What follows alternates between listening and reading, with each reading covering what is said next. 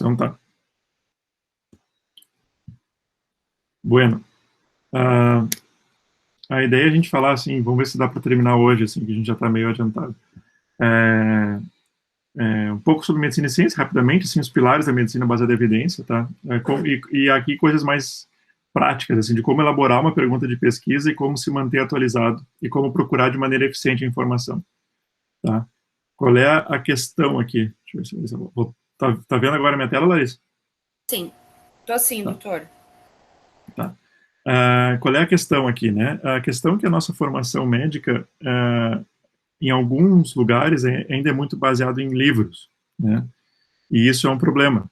Tá? Livro não, assim, é uma fonte de informação mais consolidada e às vezes tem muita coisa desatualizada que não é a melhor evidência disponível, né? Então a gente precisa entender e se alimentar de informação através de artigo, não tem jeito, tá?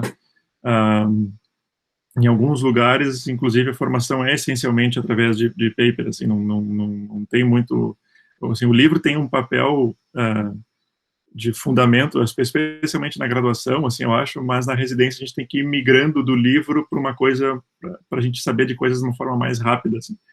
Tem coisas consolidadas são importantes, obviamente, porque mantém um certo padrão e uma segurança, não dá para... Às vezes a moda é um problema também, né? E o artigo às vezes captura muita moda, então isso é difícil, né? E a coisa mais difícil, talvez, nessa parte toda de se informar em ciência é saber onde está o debate, né? Então, eu já vou falar um pouco sobre isso, assim, isso vai voltar. Os princípios científicos básicos, assim, né, da ciência, assim, então,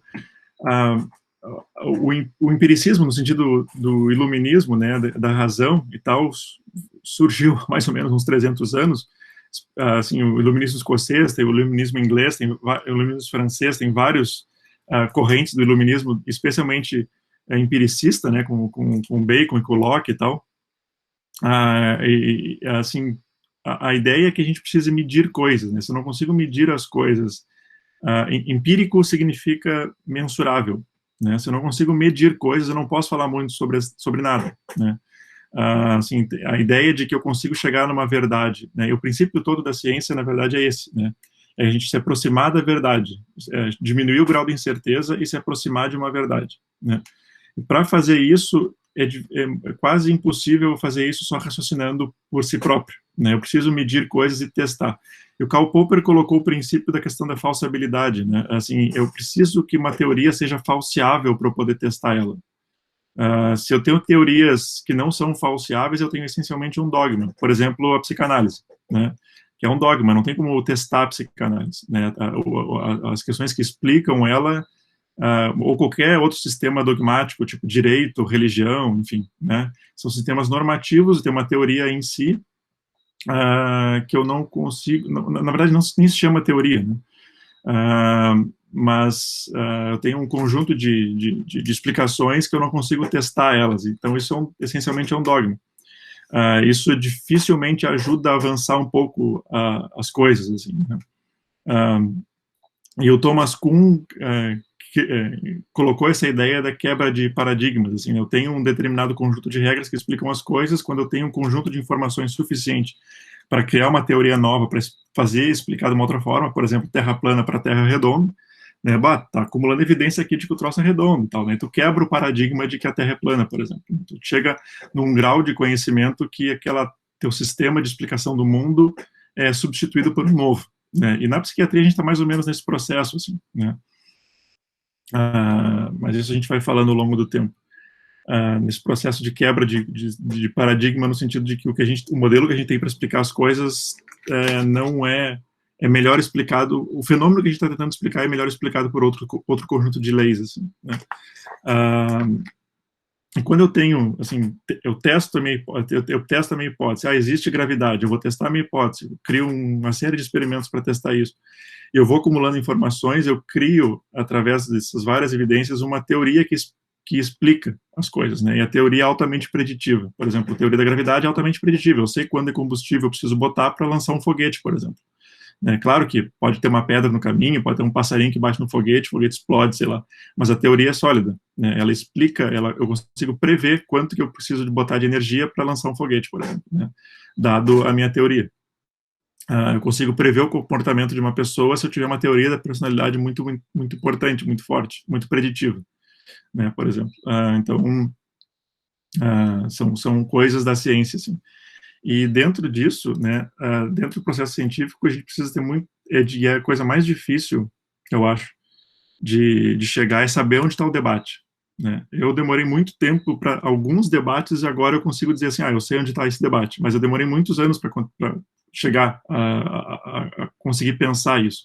A gente fica muito perdido no início, né? Especialmente assim, no debate da psiquiatria agora falando, né? Onde está o debate sobre o que é depressão, sobre os nossos diagnósticos, onde está o debate sobre qual tratamento funciona para quê, né? Sobre estagiamento do transtorno bipolar, por exemplo, esse tipo de coisa. Onde está o debate? Quem discute isso e onde está e como é que eu converso com essas pessoas, né? O conhecimento não está num livro, não está num lugar, o conhecimento está no grupo de pessoas que está desenvolvendo aquela área, né? Está nas pessoas, assim, essencialmente. E saber onde está isso, e os autores que falam sobre o assunto e tal, é uma coisa difícil de chegar, mas a gente chega lá.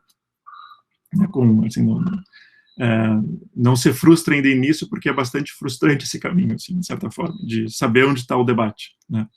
Por exemplo, onde está o debate do tratamento da Covid, por exemplo. Recentemente, a gente viu que muitos médicos de Santa Maria declararam que não sabem onde está o debate, né?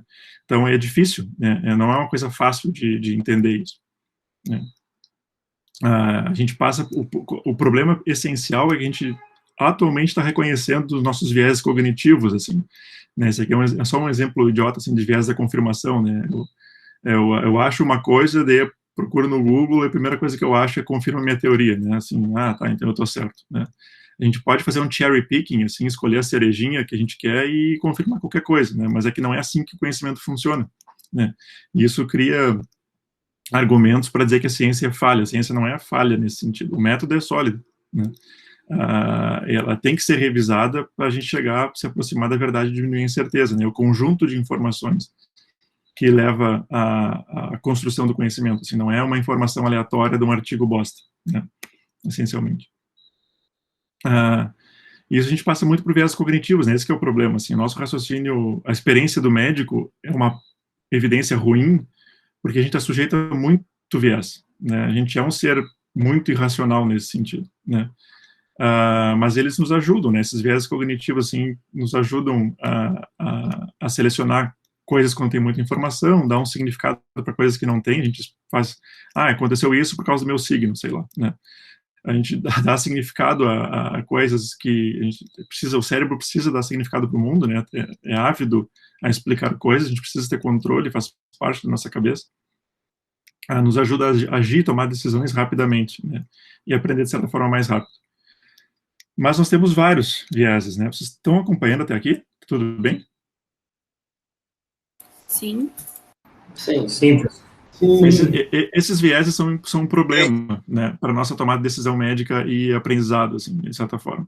Né, o nosso viés de confirmação é algo muito forte, né? A gente tende a buscar coisas e satisfazer quando algo confirma uma crença prévia, né? Por exemplo, sei lá, sai uma notícia de que tal coisa funciona, aquelas notícias polêmicas, assim, tal coisa funciona para tal coisa, viu? Eu sabia, né? E tu nem vai ver se aquele estudo foi feito direito, né, a gente não duvida daquilo que a gente acredita, assim, esse é um problema, né? O viés de falsa memória, a gente lembrar que deu tal coisa para o paciente e não deu, por exemplo, né? A gente faz muita falsa memória para cumprir essas lacunas da nossa explicação. Nós temos muita aversão à perda também, né? A gente tem mais medo de perder do que prazer em ganhar. Isso foi o Kahneman que mostrou e ganhou o prêmio Nobel por isso, né? Um psicólogo que revolucionou a área da economia, assim, na tomada de decisão, né? Então, a gente, às vezes, tem muito dificuldade de trocar um tratamento de paciente, especialmente por esse outro viés aqui, que é a opção default, né? Uma vez que a gente toma uma decisão, é difícil a gente mudar ela, né? Custa muito a mudar ela. Então, são vários tipos de vieses, assim. Esse viés do enquadramento também, né? Se a gente diz para um paciente que tem 10% de chance de sobreviver, é uma coisa, a gente diz que tem 90% de chance de morrer, é outra, né? Embora seja o mesmo número, influencia bastante na tomada de decisão. A gente enquadra uma coisa de uma forma positiva ou negativa. né? E uma coisa importantíssima é essa dissonância cognitiva, né? A gente tem uma dificuldade, às vezes, de compatibilizar crenças. A gente precisa manter o nosso sistema de crenças intacto, porque realmente dói muito a gente mudar o sistema de crenças, assim. Então, a gente, para conseguir conviver com coisas diferentes, a gente faz uma cisão, né, de algumas coisas, assim, na cabeça. Então, quem tem uma certa fé em certas coisas, vamos dizer assim, é difícil, toda evidência que vier vai ser que conteste essa crença vai ser rejeitada, né, para manter a nossa coerência do mundo, né? Essencialmente, se o mundo, por exemplo, imagina quando as pessoas achavam que a Terra era plana, né? O quão difícil era, podia impactar todo o sistema de crenças religiosas e tudo mais, né? Muda muito o que tu pensa do mundo, assim. E isso essencialmente dói, né? Dói muito a gente mudar a explicação que a gente tem do mundo. Esse conforto que a gente tem com as explicações que se tem é muito difícil de ser mudado. A gente precisa manter uma certa distância de outras explicações, né? Então a gente tem muitos viés cognitivos, né? Tem viés cognitivo que serve para escolher o que a gente precisa lembrar, outros vieses para agir mais rápido, né? A gente responde muita coisa, muitas perguntas que nos fazem, a gente não tem resposta. Só que a gente não consegue dizer não. A gente tenta simplificar a pergunta, que é uma heurística, assim, né? Simplificar a pergunta e responder de uma forma mais rápida, assim. E outros vieses para selecionar a informação quando tem muitas coisas. E, na verdade, na psiquiatria, especialmente, as coisas são muito complexas. Não é tão simples quanto 4 câmaras e 2 válvulas, por exemplo, ou 4 válvulas, na verdade. Então, muita coisa a gente não sabe, né? A gente ainda é uma especialidade que se baseia na clínica, porque a gente não tem muita ideia do que acontece debaixo da clínica, né? Então, um sistema, o comportamento é algo muito complexo, e a gente tenta simplificar usando alguns vieses cognitivos, assim. Tudo isso para dizer que não confie tanto assim na sua opinião, tá? A gente tem, quem repete coisas, tem estudos legais sobre isso, assim, quem repete muita coisa, né, quem tem atividade repetitiva, a sua experiência, o seu instinto fica calibrado para prever coisas de uma forma importante.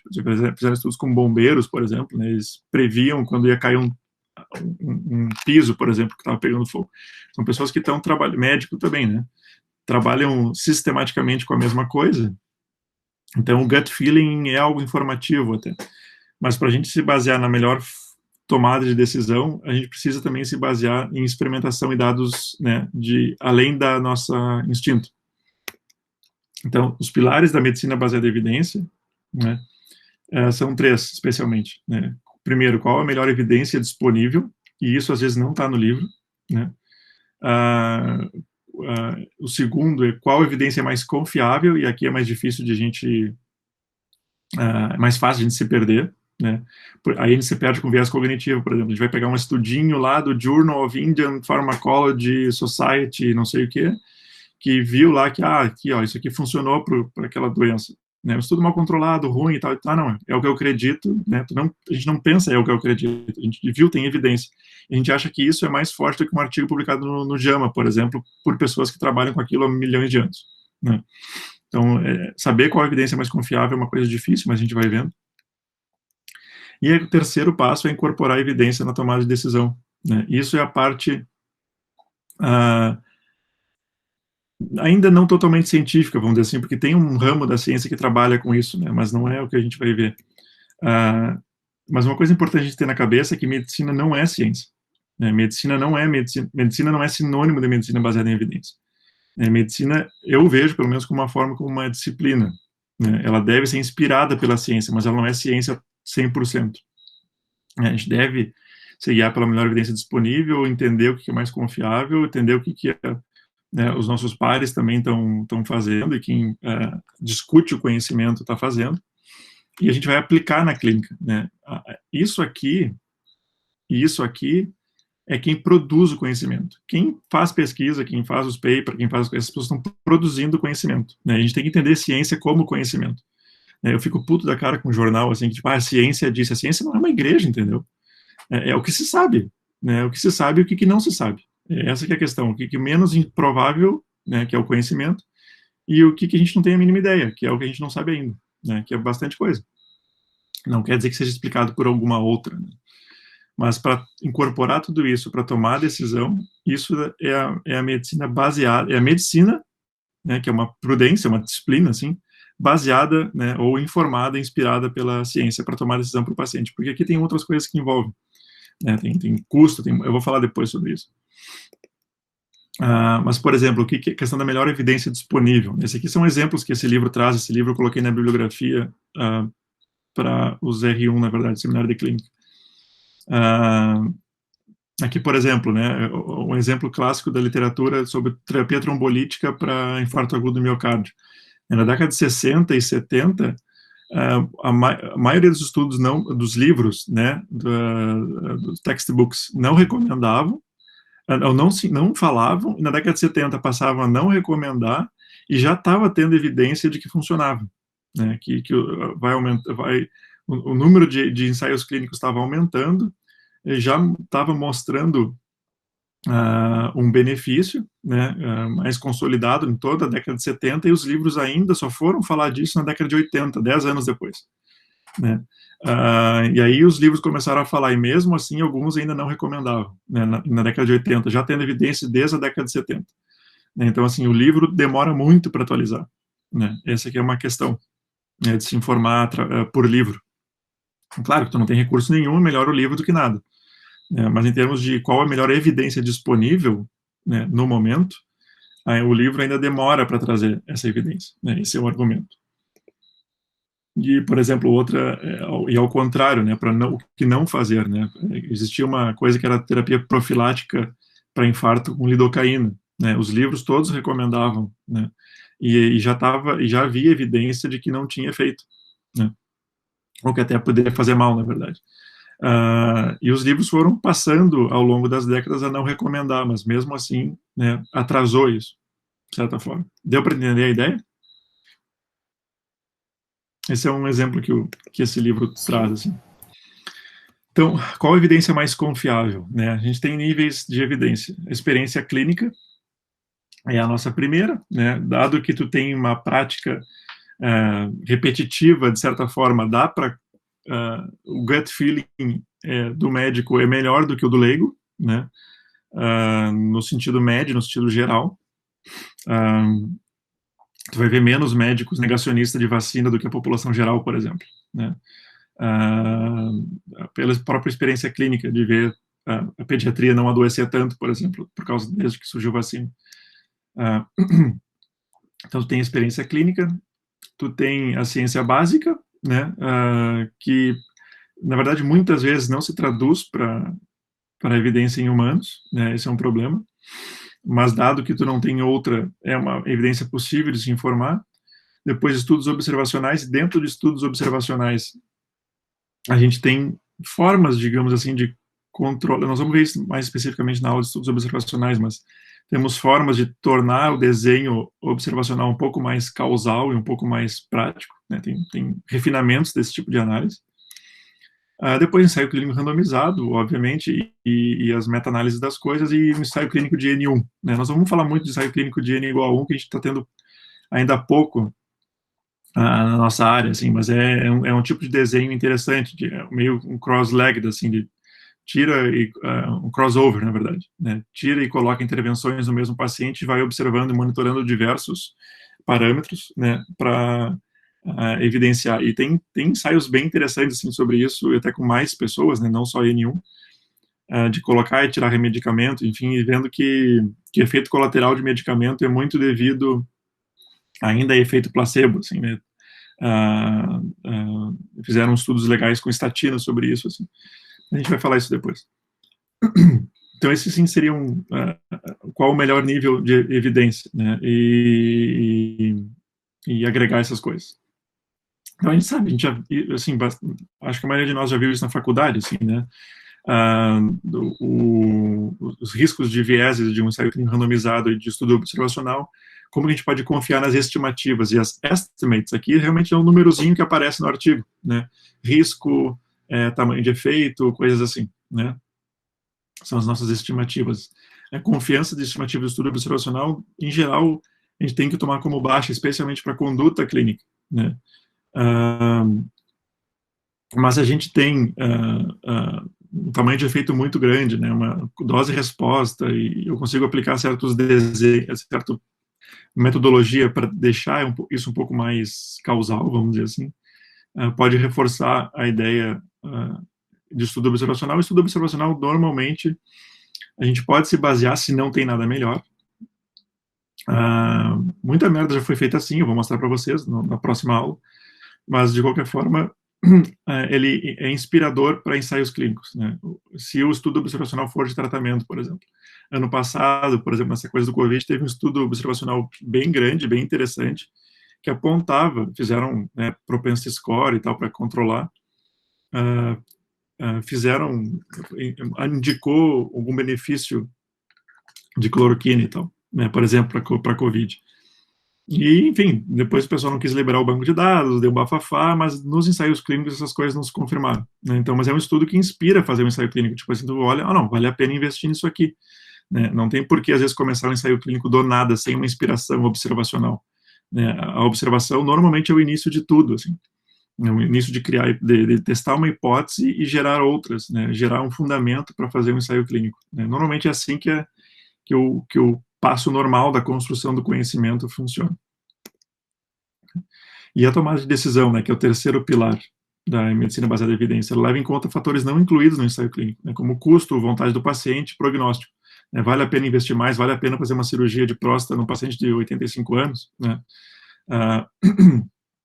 Então, são coisas que entram na tomada de decisão, e a gente chama de feasibility, assim, né? Tem uma área da ciência que se chama implementation science, que é estudar como pode se implementar coisas em saúde, por exemplo, né?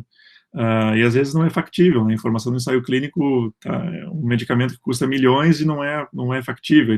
Pode fazer estudo de custo-efetividade, uma série de coisas, mas a evidência sozinha não leva ao cabo a decisão que o médico vai tomar com o paciente, assim, né? Aí entra um outro ramo do conhecimento, que é o shared decision making, né? Que é a medicina baseada na tomada de decisão também. Assim, nada também tem dentro, para tomar de decisão, também precisa o médico conseguir acertar o diagnóstico, né? A escolha curada das perguntas e testes e acertar o diagnóstico é fundamental, né? Não adianta eu estar procurando lá ensaio clínico sobre lítio e o paciente não tem transtorno bipolar, eu não requer o lítio, eu errei o diagnóstico, né? Então, isso, de novo, a ciência informa a medicina, mas a medicina é o conjunto dessas coisas todas, assim, a tomada de decisão, de um diagnóstico acertado e de um embasamento em informação científica. Certo até aqui, pessoal? Pergunta. Pergunte. Naquele slide sobre o nível de evidência, não sei, qualidade, não me lembro qual, não apareceu aquela pirâmide, né, que a gente está acostumado e tal, com as meta-análises no topo.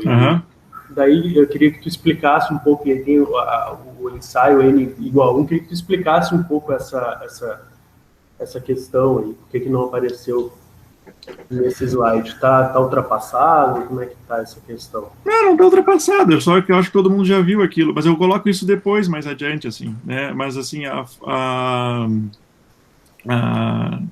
é isso aí, né, assim, é uma, digamos assim, uma hierarquia da evidência, mas eu quis explicar mais o porquê, tentar explicar pelo menos, o porquê da hierarquia, né, mas a gente vai acabar vendo isso nos outros seminários, quando a gente juntar a ideia do que é um estudo observacional, quais são os problemas de um estudo observacional, um ensaio clínico, uma meta-análise, né, a gente vai entender essa pirâmide melhor, né. É o João que está falando?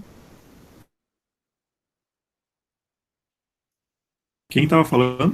É o João, sim, professor. Deu uma travada aqui, meio breve.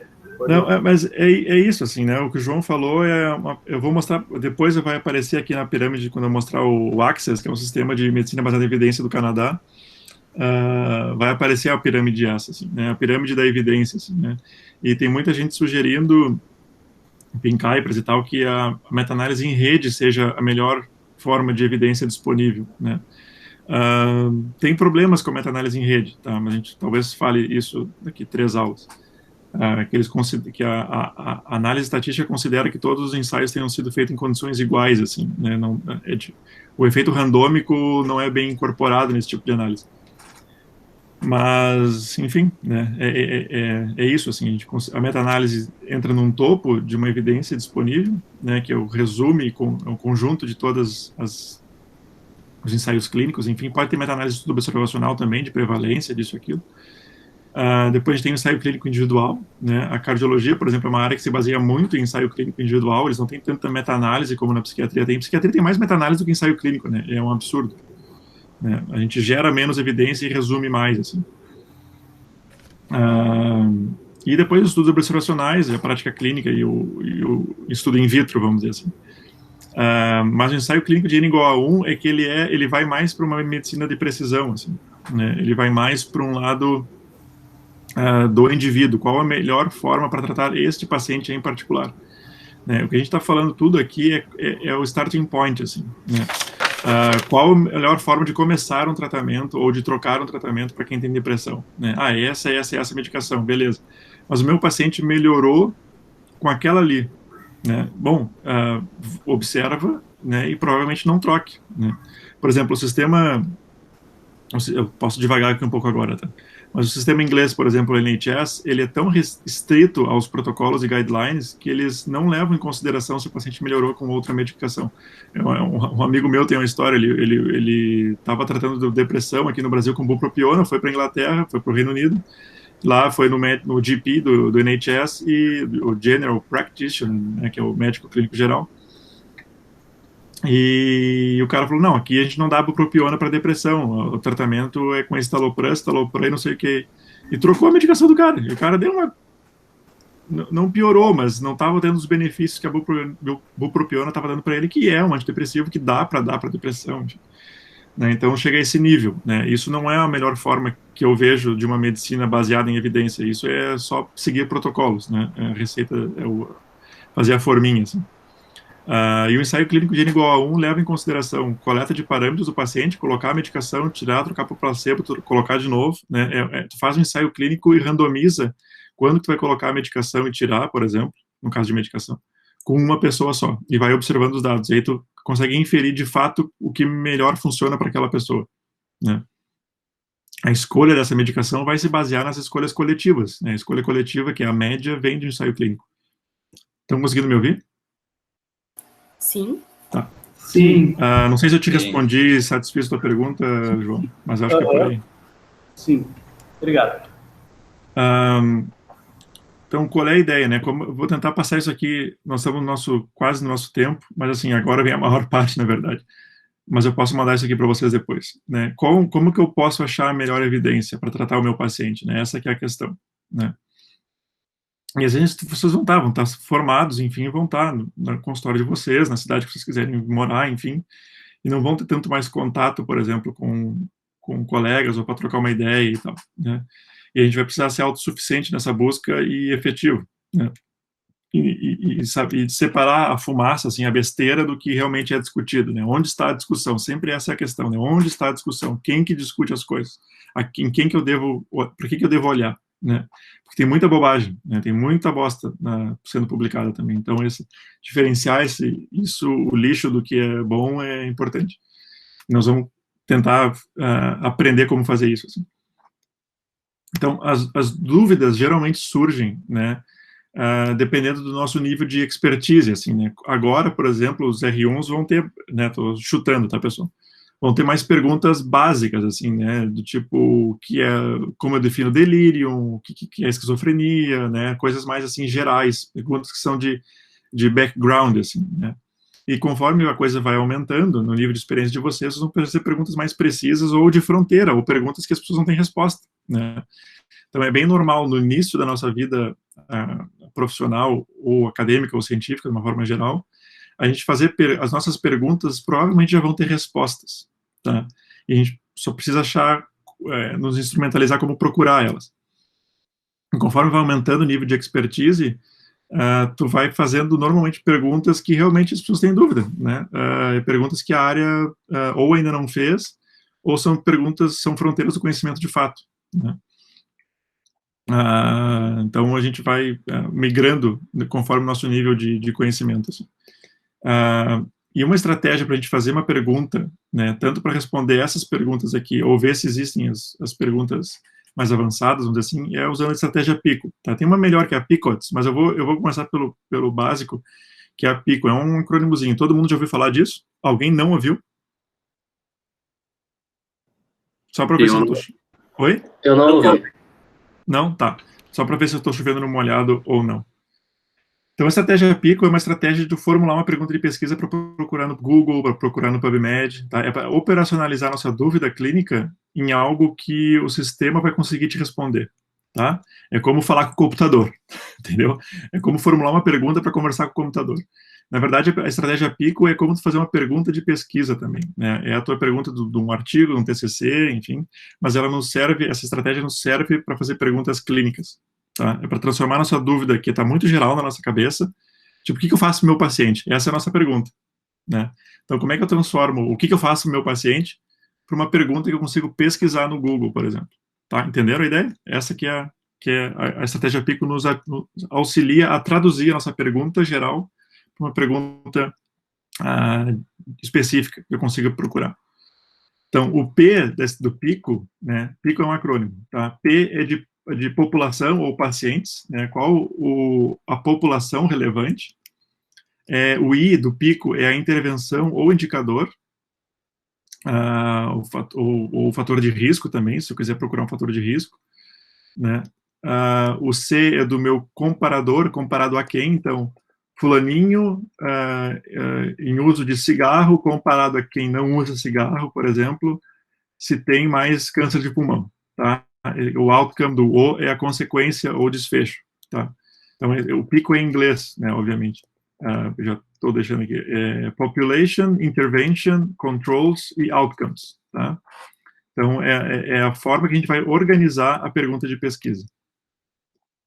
Então, por exemplo, aqui, bom, é o PICO, né? Estou tentando fazer uma tradução em português, assim. A população ou pacientes, a intervenção ou exposição, fator de risco, o C da comparação ou controle, e o de o que aconteceu, né? Nosso desfecho aqui, o nosso outcome.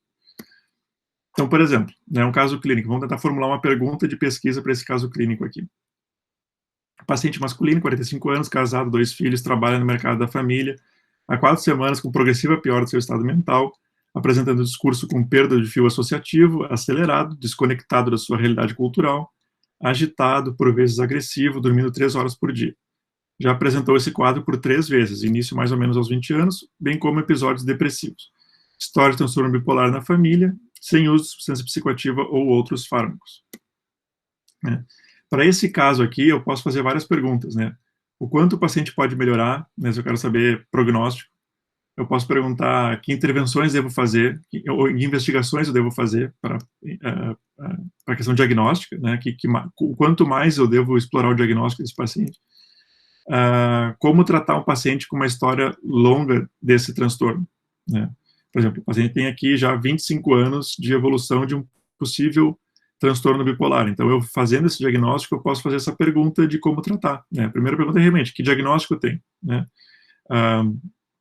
Prognóstico, enfim. Então, todas as perguntas versam sobre aspectos diferentes desse paciente, desse quadro clínico, né? Prognóstico, diagnóstico, e a ordem seria diagnóstico, prognóstico e tratamento, né? Então, eu pergunto, o quanto esse paciente pode melhorar? Traduzindo para uma estratégia PICO, eu posso fazer a pergunta assim, pacientes, né? Traduzindo essa pergunta geral, que eu crio na minha cabeça, eu posso fazer uma pergunta usando esse framework aqui da PICO. Pacientes com transtorno bipolar, com história crônica, essa é a intervenção ou a exposição, né?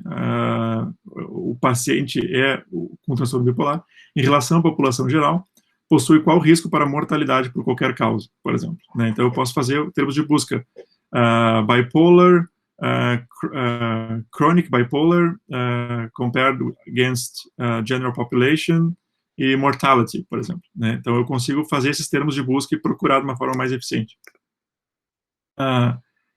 Investigações através da PICO, né? Paciente com sintomas maníacos, né, que é o que ele está tendo aqui, submetido à investigação completa, comparados a sem investigação, pode apresentar com que frequência de comorbidades, por exemplo, né? Aqui eu posso colocar qualquer intervenção, né? Ressonância, sorologia, toxicológica, enfim. Isso é mais xarope de fazer. O que é mais interessante é tratamento, por exemplo, fica mais fácil de fazer essa estratégia PICO, né, eu acho. Pacientes com transtorno bipolar submetidos a tratamento com, aí eu posso selecionar o tratamento, né? Eu quero ver se tem ensaio clínico ou com mania, né? Para lamotrigina, para topiramato, risperidona, qualquer coisa. Em relação a controle, isso aqui normalmente a gente não coloca no termo de busca, porque é meio óbvio, né? Mas é a forma que a gente pode comparar com depressão, por exemplo, a gente pode comparar com esquizofrenia, a gente pode comparar com história aguda e crônica, né? Então, o meu controle pode ser aqui os crônicos e aqui a minha população pode ser os agudos, né? Apresentam melhor, aí o meu desfecho pode ser mania, psicose, neuroprogressão, funcionalidade, enfim, né? Eu posso escolher essas coisas todas. Como é que eu traduzo isso para um termo de busca, por exemplo? O Google e o PubMed, eles usam esses operadores booleanos aqui. Então, se eu coloco AND, lithium, por exemplo, and psychosis or mania, eu estou fazendo tudo isso or mania. Aqui eu deveria colocar um parênteses, na verdade, né? Agora que eu vi. Bom, depois eu arrumo. Mas se eu quiser fazer aqui, se eu quiser pesquisar bipolar, lítio e mania ou psicose, aqui eu coloco um parênteses, né? E aí ele busca por isso e isto ou isto, entenderam? É assim que ele vai buscando. Se eu colocar um asterisco do lado, ele busca por qualquer coisa. Se eu colocar psique, ele busca qualquer coisa que tenha esse prefixo, né? Se eu colocar um asterisco aqui no lugar do O, por exemplo, né? Daqui para diante. Então, são coisinhas que... E no Google é um til, né? O til, ele busca sinônimos. Então, são formas de fazer essa busca no PubMed ou no Google. Mas eu vou falar isso adiante também. Para a gente elaborar uma pergunta, né, são 5 perguntas clínicas relevantes que eu estava introduzindo ali antes, né, sobre diagnóstico diferencial, prognóstico, terapêutica e dano ou risco, né. A melhor evidência disponível, normalmente, para essas 3 coisas aqui, são estudos observacionais, né, e às vezes o prognóstico também vem de ensaio clínico, acompanhando o paciente que está sendo tratado ou não, né, mas na história natural acaba sendo estudo observacional. A terapêutica, sem dúvida, é um ensaio clínico, a melhor, assim, a forma de responder essas coisas, e dano ou risco também, né? Acaba sendo meio misturado, né? São os tipos de evidência que a gente vai ter para esses 5 tipos de pergunta que a gente quer fazer para o nosso paciente, né? Qual a história natural do transtorno bipolar, né? A gente vai vendo nesse sentido. Normalmente estudos de corte com pacientes não tratados, né? Que é muito difícil hoje em dia de ter, mas ainda existe. Estudos comunitários, né? Eu vou passar isso aqui porque a gente está meio...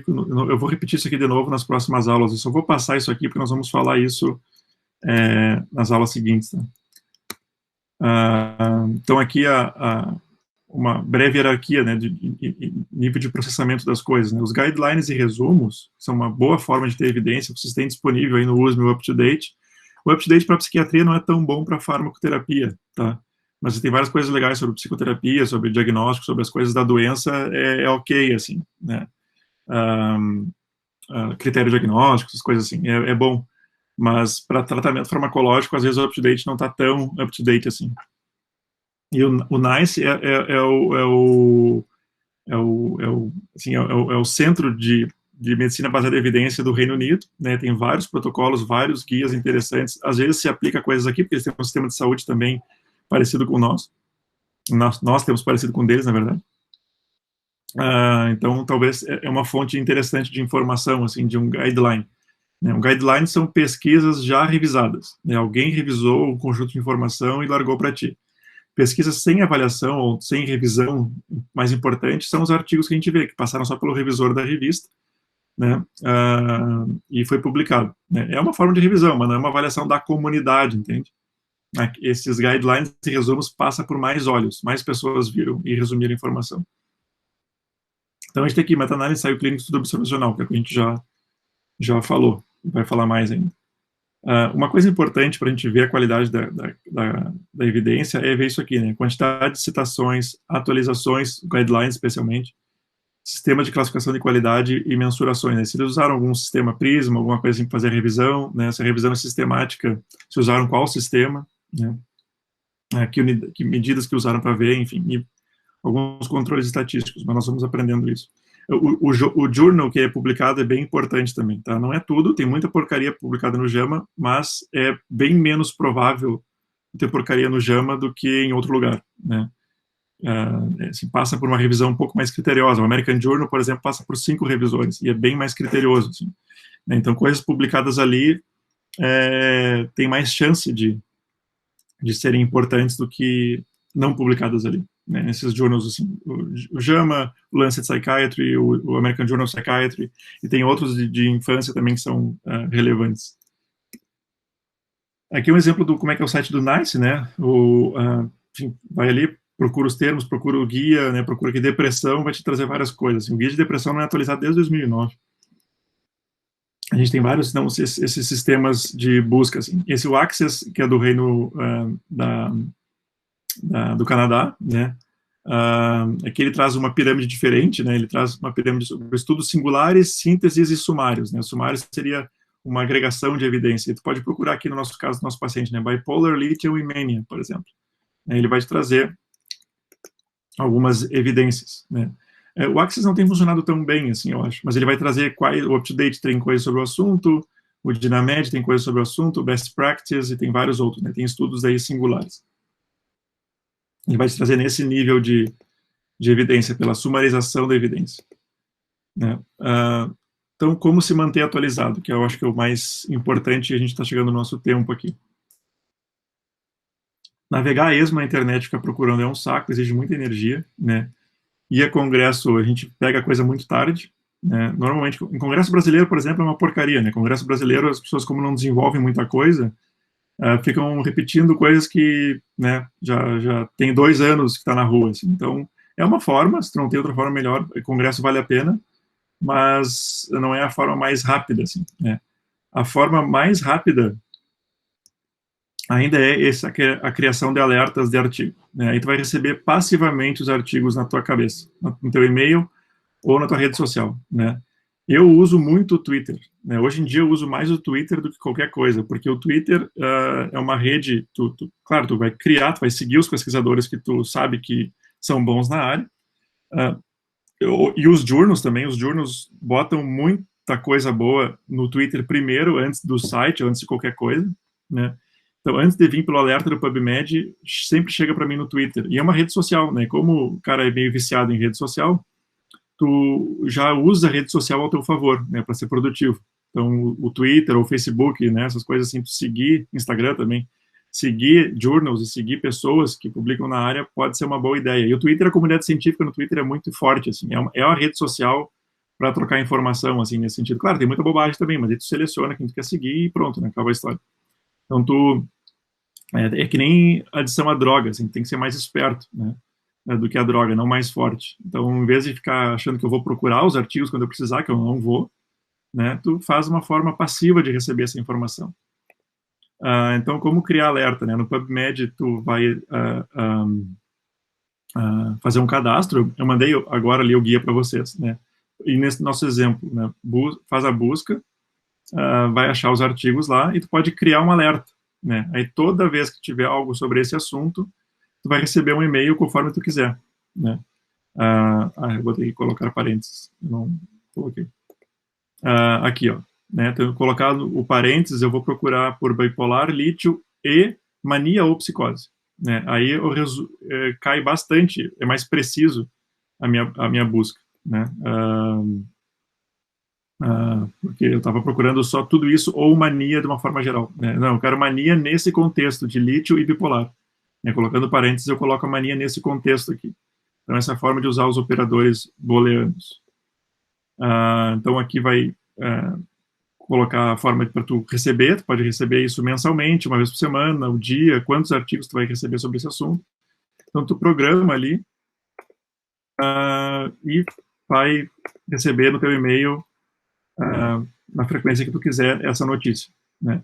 No Google é a mesma coisa, né? Aqui é sinônimo de bipolar, o sinônimo de tratamento e meta-análise, por exemplo. Eu posso criar um alerta e eu vou receber toda vez que tiver uma novidade sobre esse assunto, eu vou receber no meu e-mail, tá? Então, tem muita coisa na internet, realmente, é difícil distinguir o que é útil e o que é lixo, mas fazer esses alertas são importantes, assim. Então, acho uma forma passiva de receber informação.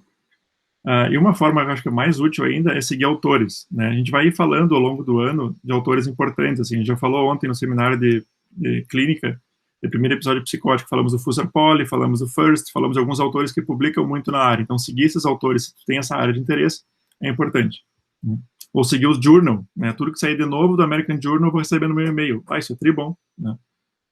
Tu se mantém atualizado na discussão. Pega um fim de semana, né, um turnozinho da semana para dar uma olhada. Isso aí é rapidinho, 5 minutos tu atualiza o que está acontecendo. Né? E mais aqui, acho que, bom, assim, procurar também, uma outra forma de procurar no PubMed é no Clinical Queries, né? A gente pode filtrar melhor, assim, então, porque aqui eu posso vir muita coisa, estudo com ratos, estudo com não sei o quê. E se eu for nessa seção aqui, Clinical Queries, são perguntas clínicas, eu coloco ali o meu bipolar, lítio e mania, por exemplo. Seleciono terapia, ele vai me trazer os resultados, bem menos, né? Resultados especialmente de ensaio clínico, de coisas importantes para a prática clínica, né? É uma forma de filtrar. E aí tu pode gravar essa pesquisa também, né? Para receber o alerta. Isso aqui é bem legal, né? Procurar pelo Clinical Queries no PubMed. Então sempre façam isso, até para buscar dúvidas que vocês têm com o paciente prático de vocês. Quer ver um guideline diferente, quer ver um ensaio clínico diferente, vai para o Clinical Queries e vê o que está acontecendo, né? Eu coloco o termo de busca, seleciono aqui e vai me dar o resultado. Diagnóstico também serve, né, a mesma coisa. E aqui, de novo, um exemplo, né, da Pico, assim. Só para terminar, né? Então, bipolar patients using mood stabilizers against placebo to improve mania. É uma forma de eu perguntar, de uma forma Pico, o que eu faço com o meu paciente, né? Termos potenciais de busca para traduzir isso aqui, bipolar disorder, né? Posso botar aqui os medicamentos. Aqui eu normalmente não boto nada, né? Mania or psychosis ou qualquer coisa que tu quiser, né? Então, é uma forma de traduzir os termos de busca para a tua pergunta Pico. Enfim, né? Tu pode formatar isso da forma como tu quiser, né? Aqui eu estou fazendo bipolar and esse ou esse, né? Não estou fixando. E mania ou psicose, assim por diante, né? A gente vai, ou aqui, o outro termo que a gente usa é o not, é o que eu não quero, né? Eu não quero depressão, então eu posso botar um parênteses em tudo isso e dizer não quero depressão, daí ele vai filtrar a depressão, porque às vezes vem sujeira que eu não estou afim de saber, né? Eu quero saber só sobre o bipolar mesmo, não quero major depression, não quero dysthymia, não quero nada dessas coisas, né? Então eu boto not e boto o termo que eu não quero, é uma forma de filtrar mais, certo? Acho que é isso, assim, que a gente tinha para resumir.